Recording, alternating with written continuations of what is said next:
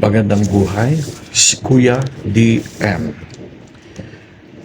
Proverbs 22 verse 1. Mas mabuting piliin ang malinis na panghalan kaysa pilak at ginto o anumang kayamanan.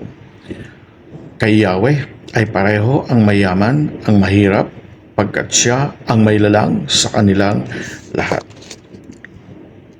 Ang isang pangalan ay kasing tulad ng isang malinis na karangalan.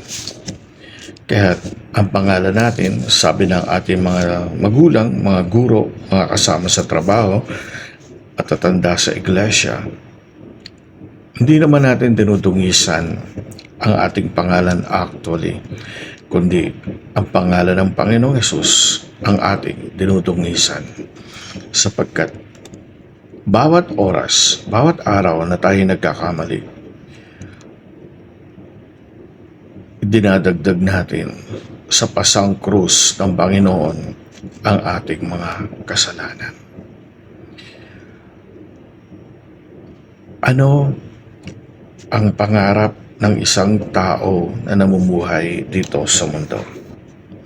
Ang pangarap niya, kotse, bahay, kayamanan, masarap na pagkain, damit, pilak, ginto, mga bag, marangyang pamumuhay.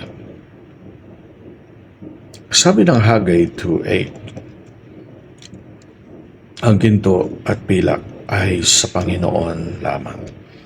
Naalala ko nung ako po ay bago-bagong tumatayo para sa Panginoon. Ang aming mentor, si Tatay Mauro, hindi dapat ang mga alahas, ang marangyang damit ang makita sa inyo. Dapat ang masalamin sa inyo ay ang larawan ng Panginoong Hesus na sa loob at labas ng iglesia, sa loob at labas ng mga puso natin, dapat ang makita ang Panginoong Hesus.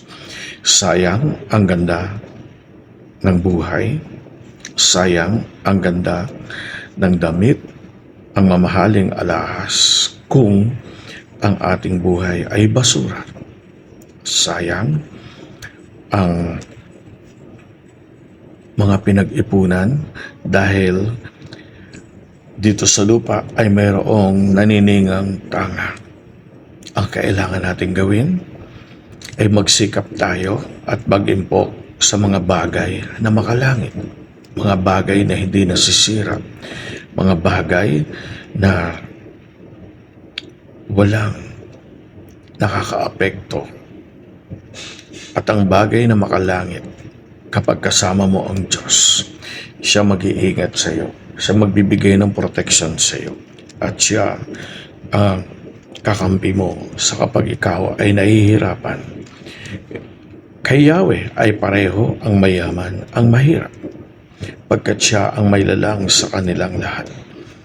Kaya't kung ikaw ay pinanganak na mahirap, mas mabuting ikaw ay isang mahirap, sapagkat sigurado ang isang taong mahirap ay umaasam sa Diyos ng buhay na marangya at masagana.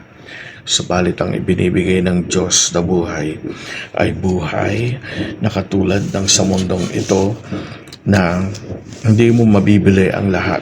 At maganda na ikaw ay nagtitiwala sa Diyos, maganda na ikaw ay umaasa sa Diyos, sapagkat ang mga bagay dito sa lupa ay pansamantala. Ang mahirap, ang mayaman, pantay-pantay. Lalo na kapag inilibing ka't namatay ka, saan tayo pupulutin palagi?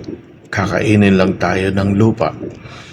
At ang may lalang na ating Diyos, hindi siya namimili ng tao.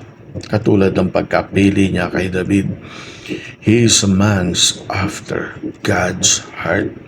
Hindi tumitingin ang Diyos sa panlabas na anyo, tumitingin ang Diyos sa puso.